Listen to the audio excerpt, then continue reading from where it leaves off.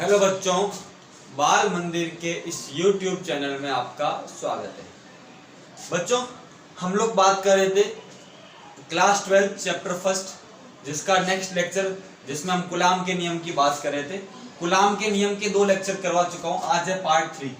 Part 1 और part 2 में हम लोगों ने काफी सारी बातें की थी कूलाम के नियम के बारे में, कूलाम नियतांक के बारे में, माध्यम के परावैद्युतांक के बारे में। आज हम लोग आगे डिस्कस करेंगे। आप लोग क्या करोगे, फोन को रखोगे हॉरिजॉन्टल मोड पे, ईयरफोन लगा के इसको लेक्चर को अच्छे से सुनो, साथ में नोटबुक रखो जहां पर प्रॉपर तरीके से क्या करो, नोट्स बनाओ। तो आपको पता है जैसे ही हम लोगों ने कूलाम का नियम पढ़ा था, कूलाम के नियम के हिसाब से जो अपना फॉर्मूला था वो क्या आ गया, 1/4 pi epsilon Q1 Q2 upon r²। और इस एप्सिलॉन की जगह अगर निर्वात होगा तो क्या आएगा, एप्सिलॉन नॉट, और माध्यम होगा तो क्या आएगा, एप्सिलॉन n।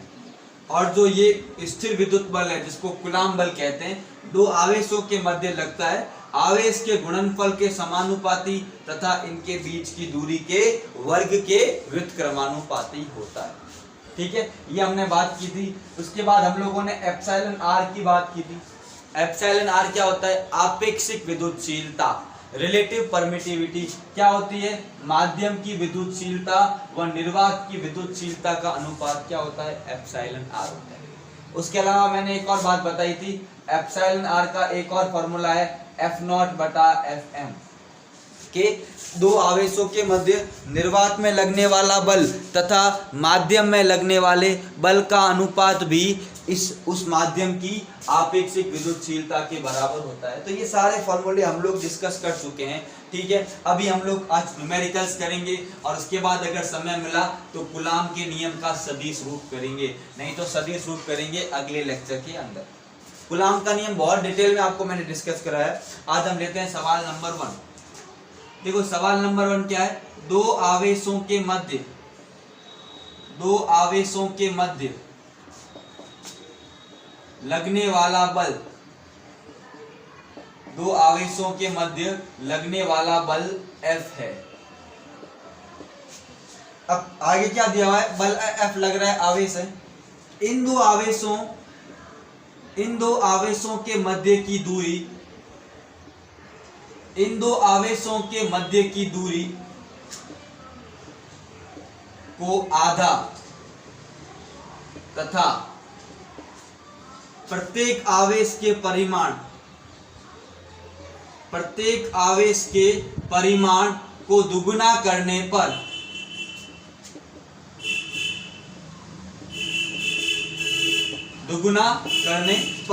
लगने वाले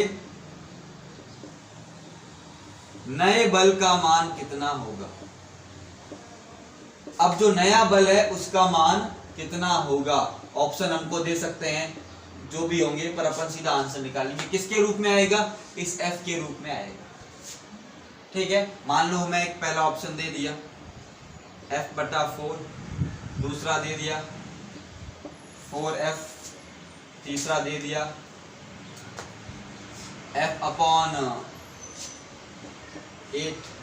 ये दे दिया F/6 और दे दिया F/16F, और यहाँ दे दिया 8F, यहाँ दे दिया 6F, यहाँ दे दिया 4। ये ऑप्शन है, ऑप्शन मैंने मेरे मन से लिखे। ठीक है, इस मान लो ऑप्शन दे भी सकते हैं। सपोज नीट या IIT में कहीं क्वेश्चन पूछा हुआ तो वहाँ पर ऑप्शन आपको गिवन भी हो सकते हैं, नहीं तो नहीं भी हो सकते हैं। तो इसमें कोई ऐसे वो इतना सोचने वाली बात नहीं है, बस आपको थोड़ा सा करना है। बहुत आसान सवाल है, अगर इसको मैं सॉल्व करूँगा तो कैसे करूँगा, देखो आपको सिंपल सी बात ध्यान रखनी है। दो आवेश हैं, एक आवेश को ले लिया मैंने Q1, दूसरे आवेश को ले लिया Q2।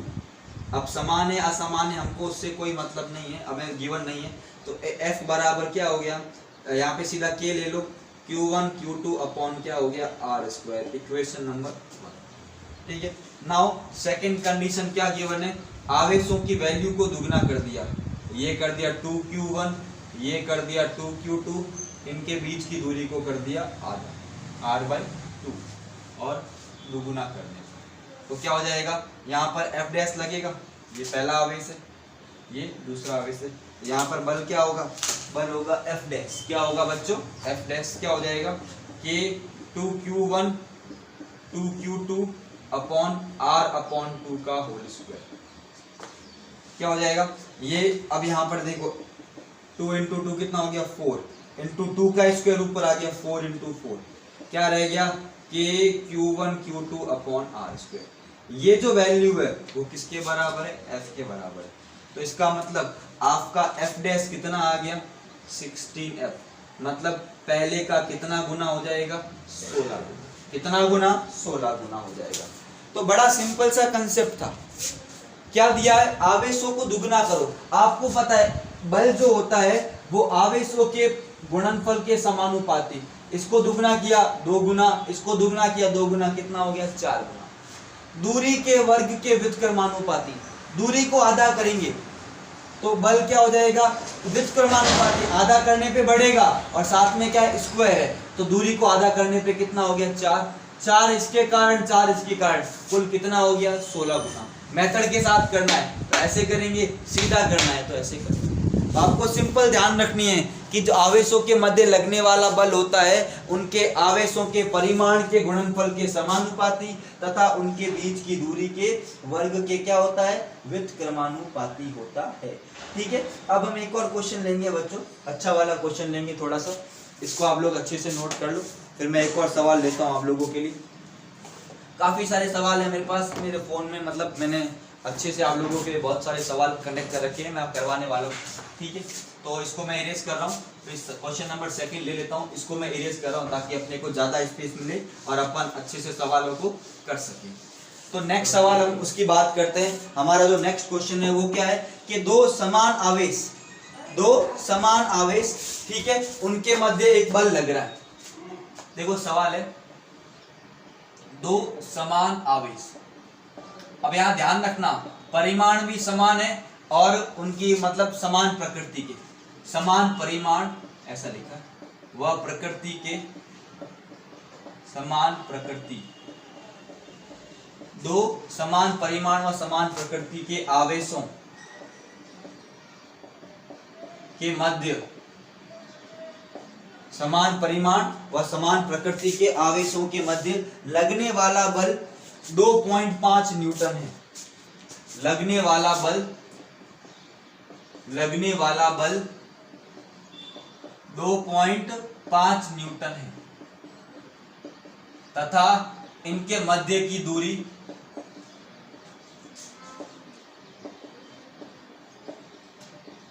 3 मीटर है। कितनी है 3 मीटर है। तो क्या बोला है आवेश का परिमाण ज्ञात करो, आवेश का परिमाण ज्ञात करो। तो क्या क्वेश्चन है, हमें क्या निकालना है, आवेश का परिमाण क्या करना है ज्ञात करो। देखो समान परिमाण व समान प्रकृति के, इसका मतलब बल कैसा होगा प्रतिकर्षण, या तो दोनों आवेश प्लस के होंगे या दोनों माइनस के होंगे। हमें केवल परिमाण पूछा है, प्लस माइनस हमको पूछा ही नहीं है और ना इन इंफॉर्मेशन से हमको पता नहीं चलेगा। हमको केवल इतना पता चलेगा कि उनके मध्य लगने वाला बल प्रतिकर्षण बल है, तो या तो दोनों प्लस के होंगे या दोनों किसके होंगे माइनस के होंगे। फॉर्मूला क्या होता है, सीधा आप ये लगाया करो कि Q1 Q2 upon R square. जब कुछ नहीं दिया हो निर्वात होता है, या फिर हमें निर्वात में बोल सकते हैं आवेशों के मध्य लगने वाला निर्वात में, ऐसा क्वेश्चन में दे भी सकते हैं और नहीं दिया हुआ हो तब भी हमको निर्वात ही एज्यूम करना है। बल का मान कितना है 2.5, के का मान सीधा के लिखो। अगर माध्यम बदल जाता है तो उसकी जगह क्या आएगा 1/4 pi epsilon, 9 into 10 to the power 9। पहले की वैल्यू भी क्या है Q, दूसरे की वैल्यू भी क्या ले ली Q, और R स्क्वायर मतलब 3 का स्क्वायर। हमें ऐसा बोल दिया ना, ये हमारे पास Q है, दूसरा क्या है Q है, इनके बीच की दूरी मैंने कितनी मान ली 3 मीटर। अब पुट करो तो क्या हो जाएगा 2.5 या 3 स्क्वायर से ये क्या हो गया कैंसिल, 3 का स्क्वायर 9 से 9 cancel, 10 to the power 9 into Q square. इस 9 को लाया मैं नीचे, 2.5 इंटू क्या हो गया 10 टू द पावर 9 इंटू क्या हो गया Q स्क्वायर। अब देखो आगे 2.5 को मैंने लिख लिया, इसको ले गया ऊपर, 2.5 into 10 to the power -9 is equals to क्या हो गया Q स्क्वायर। पॉइंट को हटाया तो एक और बढ़ गया क्योंकि पॉइंट को पीछे ले जाऊंगा तो 25 इंटू 10 की घात माइनस 10 बराबर क्या हो गया क्यू स्क्वायर। रूट लेने पर क्यू बराबर क्या आएगा 25 का 5 इंटू 10 की घात माइनस 5। यहाँ प्लस माइनस या तो दोनों प्लस होंगे या दोनों क्या होंगे माइनस होंगे। तो प्लस माइनस 5 इंटू 10 की घात माइनस 5 कूलम। मात्रक क्या आ जाएगा कूलम, क्योंकि आवेश का मात्रक क्या होता है कूलम। पर एक लोचा है, ऑप्शन में ये आंसर नहीं मिलता है। बहुत बार ऑप्शन में आंसर मिलता है माइक्रो कूलम में। इसको मैं ऐसे लिखूं Q equals two plus minus 50 into 10 की घात माइनस 6। 10 से गुणा किया, 10 से भाग दे दिया, तो यहाँ 50 इंटू 10 की घात माइनस 6 या प्लस माइनस 50 माइक्रो कूलम। बहुत बार आपको ये आंसर मिलेगा, खास करके ध्यान रखना। तो आपको माइक्रो मिली में बहुत बार आंसर मिलेंगे। तो ये बातें आपको छोटी सी ध्यान रखनी है कि किस प्रकार हम लोग माइक्रो और मिली का क्या करेंगे यूज करेंगे, ये आपको ध्यान रखना है। तो सिंपल सा सवाल है, दो आवेशों के मध्य लगने वाला बल हमें दिया हुआ है, आवेश समान है, उनके मध्य की दूरी कितनी है 3 मीटर है। तो इस तरह से हम लोग इस सवाल को क्या करेंगे सॉल्व कर देंगे, ध्यान रखना। ठीक है, अब आगे एक और सवाल की बात करते हैं, इसको नोट कर लो आप लोग ऊपर।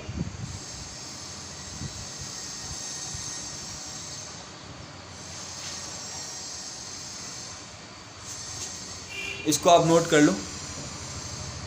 ठीक है, अब हम एक और नए सवाल की बात करते हैं। ये नोट कर लिया।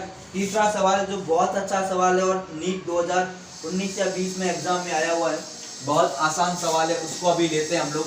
बहुत ही आसान और बहुत ही इजी सवाल है। थोड़ा सा अगर आप ध्यान लगाओगे तो सवाल बहुत आसानी से हो जाएगा। सवाल क्या दिया हुआ है, दो समान तथा विपरीत प्रकृति के आवेश। सवाल क्या है देखो, क्वेश्चन नंबर 3, दो समान तथा विपरीत प्रकृति के आवेश। दो समान तथा विपरीत प्रकृति के आवेशों के मध्य, विपरीत प्रकृति के आवेशों के मध्य लगने वाला बल। आवेशों के मध्य या आवेशों को कुछ दूरी पर रखा गया है, कुछ दूरी पर रखा गया है। इनके मध्य लगने वाला बल, इनके मध्य लगने वाला बल, इनके मध्य लगने वाला बल कितना है F है। अब क्या बोला, एक आवेश का 25%, एक आवेश का 25%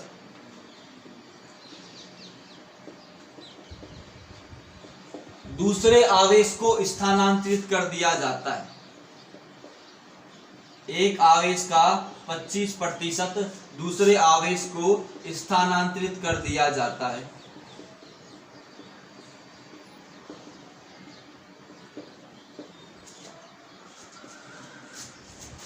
इस स्थिति में आवेशों के मध्य, इस स्थिति में आवेशों के मध्य लगने वाला बल कितना होगा। इस स्थिति में आवेशों के मध्य लगने वाला बल कितना होगा। तो ये हमको स्थिति दी हुई है कि एक का 25% दूसरे को स्थानांतरित कर दिया। इस स्थिति में इनके मध्य लगने वाला बल कितना होगा। ऑप्शन हमको दिए हुए हैं, पहला ऑप्शन है F,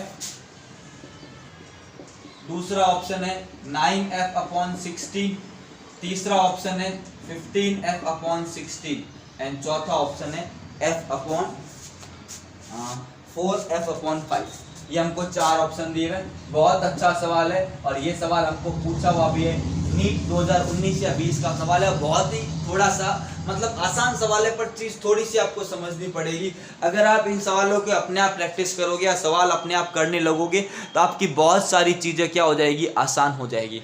क्या है, दो समान तथा विपरीत प्रकृति के आवेशों को कुछ दूरी पर रखा है, इनके मध्य कुछ बल लग रहा है, वह बल की वैल्यू हमको क्या है गिवन है। बल कितना है F है। एक आवेश का 25% दूसरे को क्या कर दिया, स्थानांतरित कर दिया। अब नया बल कितना होगा, तो कैसे सॉल्व करेंगे देखो। हमारे पास एक आवेश है Q, ये प्लस Q और दूसरा क्या है माइनस Q, और डिस्टेंस कितना है बेटा, बोला ना समान तथा विपरीत प्रकृति के। तो अब बल कितना हो जाएगा, KQ और minus Q upon R square, या F बराबर minus K Q square upon R square. Minus का मतलब कैसा बल है? आकर्षण, क्योंकि जब विपरीत प्रकृति के आवेश होंगे आकर्षित करेंगे तो प्लस माइनस हमेशा क्या आएगा? माइनस। नेगेटिव बल का मतलब आकर्षण होता है। अब हमको क्या दिया हुआ है? हमको दिया हुआ है 1 का 25%। हमें क्या दिया हुआ है? 1 का 25%। दूसरे को क्या कर दिया गया? स्थानांतरित कर दिया गया। एक आवेश का 25% दूसरे को क्या कर दिया गया? स्थानांतरित कर दिया गया। तो हमारे पास ये जैसे है, हम ऐसा करते हैं Q1, इसको ले लिया मैंने Q1, इसको मैंने दे दिया Q2।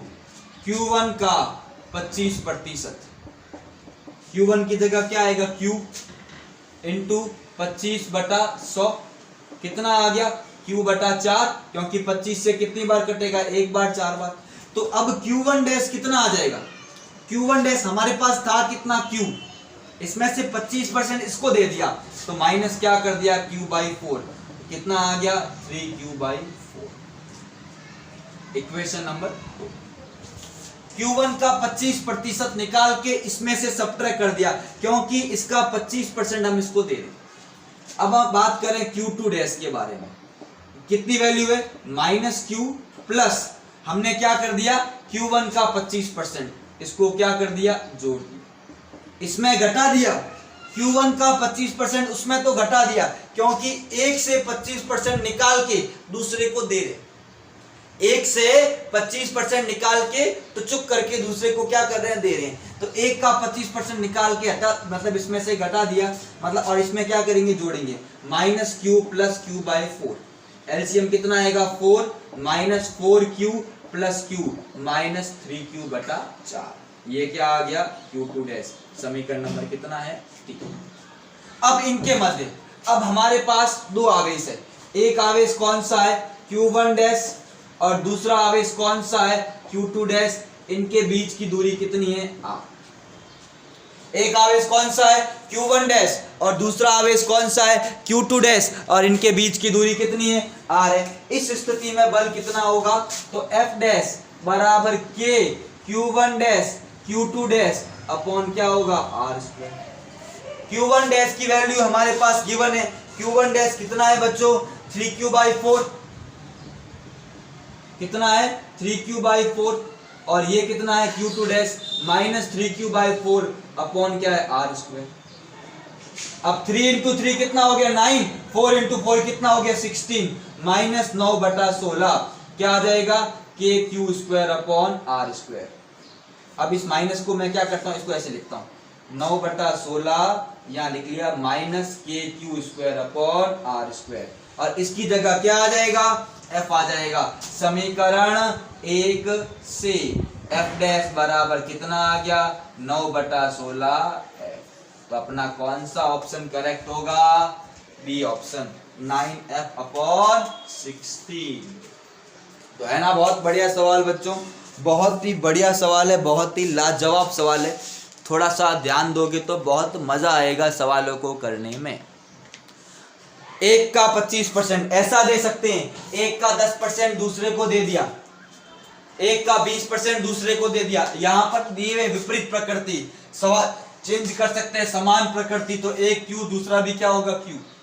तो ये आपको ध्यान रखना है। तो सवाल को कैसा भी घुमा सकते हैं, बस आपको थोड़ा सा सोचना पड़ेगा, ध्यान रखना।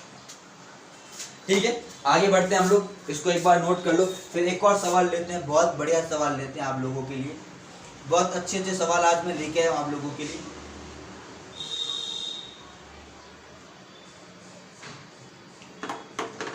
ठीक है, अगला सवाल देखो, आज का लास्ट सवाल ले लेंगे, फिर कल हम लोग, आज हम लोग इसको करने वाले। आज का लास्ट सवाल लेते हैं अभी आप लोगों के लिए। थोड़ा सा मेरा ये निकल गया वायर।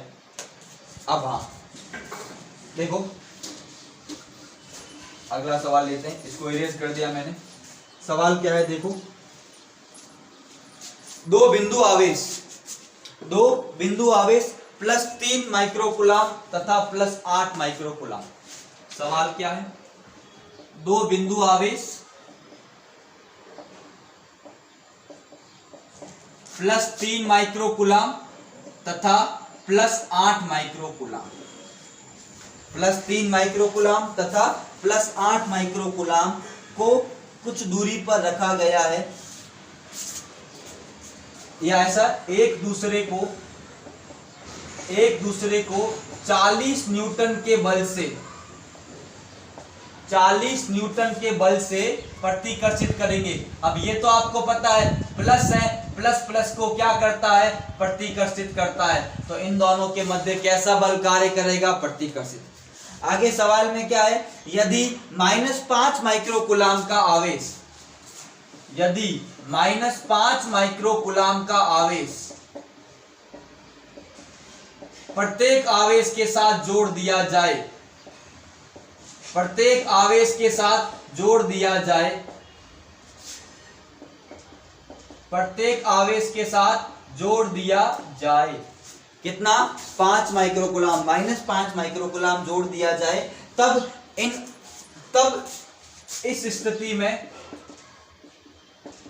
इस स्थिति में नया प्रतिकर्षण बल कितना होगा, तब इस स्थिति में नया प्रतिकर्षण बल कितना होगा।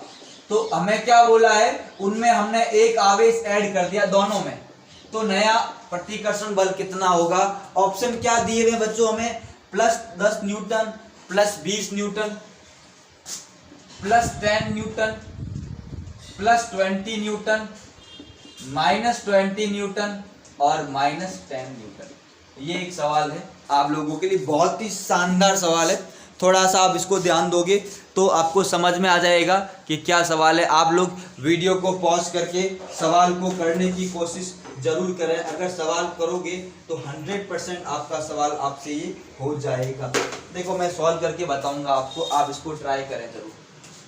देखो सवाल क्या है हमारे पास, हमें सवाल दिया हुआ है, हमारे पास दो चार्ज हैं, एक तो है Q1 +3 माइक्रोकुलाम और एक है Q2 +8 माइक्रोकुलाम और दूरी R।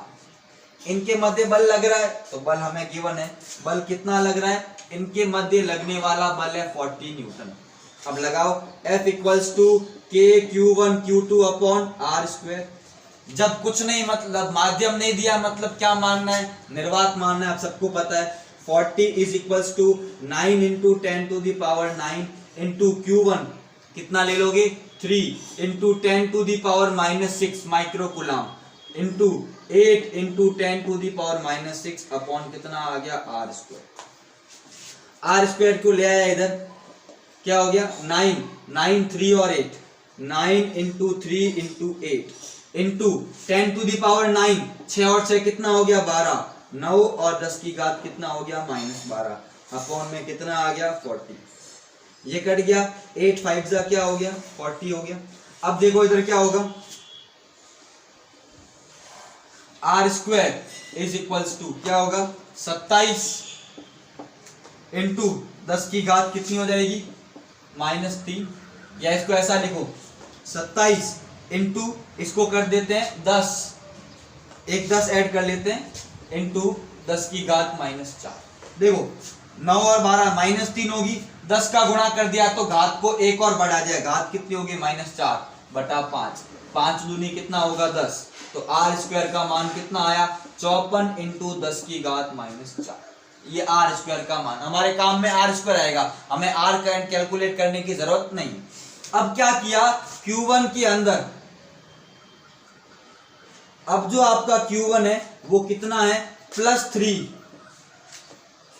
और -5, +3 माइक्रोकुलाम -5 माइक्रोकुलाम। आपका जो Q1 है कितना होगा, 3 माइक्रोकुलाम -5 माइक्रोकुलाम, कितना आएगा, -2, क्योंकि मैंने कितना ऐड किया, -5। Q2 कितना होगा, 8 माइक्रोकुलाम -5 माइक्रोकुलाम, कितना हो जाएगा, 3 माइक्रोकुलाम। अब इनके मध्य लगने वाला बल, ये Q1' Q2', Q1' Q2' upon R²। R तो सेम है, R को चेंज नहीं किया, तो आपका F' कितना आ जाएगा बच्चों, F' आएगा 9 × 10⁻9 इंटू यहाँ आ जाएगा -2 × 10 की घात -6 इंटू कितना आ जाएगा, 3 × 10 की घात -6 अपॉन में कितना आएगा आर स्क्वायर, और आर स्क्वायर का मान कितना है 54 इंटू 10 की घात -4। अब ये कितनी बार कट गया 6 बार।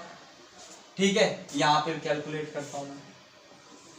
एफ डैश ऊपर माइनस आ गया, 2 तिया कितना हो गया 6, 10 की घात 9, 9 और 6 कितना हो गया, ये हो गया -6 इंटू 10 की घात 9 इंटू 10 की घात -12 अपॉन कितना होगा 6 इंटू 10 की घात -4। 6 से 6 कट गया, क्या हो गया माइनस, कितना रह गया 10 की घात -3 अपॉन 10 की घात -4। ऊपर जाते ही क्या होगा प्लस, तो एफ डैश बराबर कितना आएगा -10 न्यूटन। कितना आएगा -10 न्यूटन। माइनस का मतलब है आपका बल कैसा हो गया, आकर्षण प्रकृति का। इस माइनस चिन्ह का मतलब क्या है, अब बल की प्रकृति कैसी है बच्चों, आकर्षण। क्यों आकर्षण है, क्योंकि अब क्या हो गया, एक तो रह गया माइनस, दूसरा क्या हो गया प्लस, और माइनस प्लस एक दूसरे को क्या करते हैं, आकर्षित करते हैं। तो हमारा आंसर आ गया बी। तो कैसे हम लोगों ने किया, सबसे पहले हम लोगों ने पहली कंडीशन से क्या कैलकुलेट किया, आर की वैल्यू कैलकुलेट की, आर स्क्वायर किया, आर की हमको जरूरत पड़ी नहीं।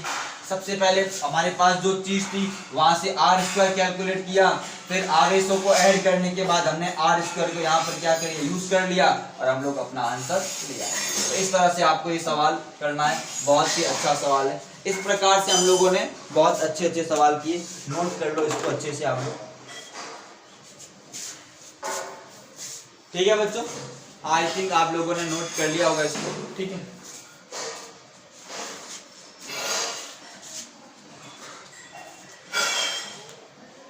आज का वीडियो हम लोगों ने काफी अच्छा सा बना लिया है, काफी सारी प्रैक्टिस कर ली है।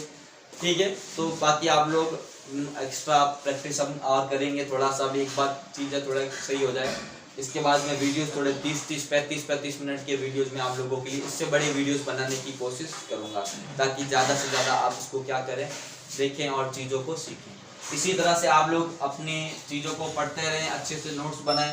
एक और लेक्चर आएगा कूलाम के नियम का, जहाँ पे हम लोग कूलाम के नियम के सदिश रूप की बात करेंगे, वेक्टर फॉर्म की। और कल ही हम लोग एक नया टॉपिक स्टार्ट करेंगे, विद्युत क्षेत्र, जो इस चैप्टर का सेकंड पार्ट हो, मतलब चैप्टर 3-4 भाग में, तो एक भाग कूलाम के नियम तक का कंप्लीट होगा। अब आगे हम लोग बात करेंगे विद्युत क्षेत्र के बारे में, और भी बहुत सारी बातें हम लोग करने वाले हैं। तो ये चैप्टर इस तरह से चलता रहेगा, आपको बस क्या करना है, अच्छे से नोट्स बनाने हैं, प्रैक्टिस करनी है। ठीक है, वीडियोस को पूरा देखना है, जितना ज़्यादा आप इनको देखेंगे, अच्छे से नोट्स बनाएंगे, उतना आपको फायदा होगा। एक और काम करना है, वीडियोस को लाइक करना ना भूले, चैनल को सब्सक्राइब करना ना भूले, और वीडियोस को ज़्यादा से ज़्यादा क्या करना है, शेयर करना, ताकि हर एक विद्यार्थी, जरूरतमंद विद्यार्थी के पास ये चीज़ पहुँचे।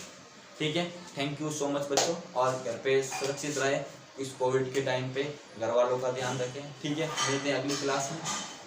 थैंक यू बच्चों।